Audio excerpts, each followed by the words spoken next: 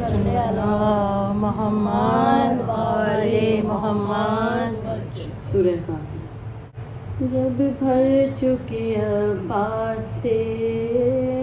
علی مشک سکینہ، جب بھر چکے عباس سے علی مشک سکینہ، خیمے کو چلا بازوئے سلطان مدینہ، دیکھا جو لعینوں نے یہ ساما یہ قرینہ، بس تیروں کا تودا کیا عباس کا سینہ، اٹھا کے علمدار کو گھوڑے سے گرا دو، اور دریا ہی میں سر کاٹ لو اور لاش بہا دو، دریا ہی میں سر کاٹ لو اور لاش بہا دو، یا غش پہ غشاتے تھے شہ جن و بشر کو، ایک ہاتھ سے دل ایک سے تامے تھے جگر کو، لپٹائے ہوئے سینے سے بھائی کے پسر کو، چلاتے تھے جائے کوئی بھائی کی خبر کو، صدمہ تھا یہ حضرت کو تڑپنے سے جگر کے، اور اکبر نہ جدا ہوتے تھے پہلو سے پدر کے، اکبر نہ جدا ہوتے تھے پہلو سے پدر کے، شیطانیاں بھی جمع تھیں ڈیوڑی بے برابر، زینب یہ ندا دیتی تھی پردے کو ہٹا کر، وسواس سے بہنام ہوئی جاتی ہے برادر، امامہ رکھو سر پہ میں صدقے گئی تم پر، کیوں تم نے گریبان کو پھاڑا ہے ابھی سے، ارے اللہ ملائے تمہیں عباس علی سے، اللہ ملائے تمہیں عباس علی سے، دوڑے طرف نہر یہ کہتے ہوئے مولا، ہائے ہائے میرے بھائی میرے عاشق میرے شیدا، لاشے پہ جو پہنچے تو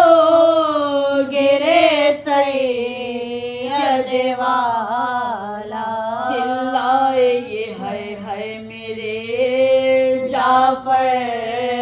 میرے حمزہ، شانوں کو کٹا کر تمہیں چینا یا برادر، ارے بولو کہ حسین یا حسین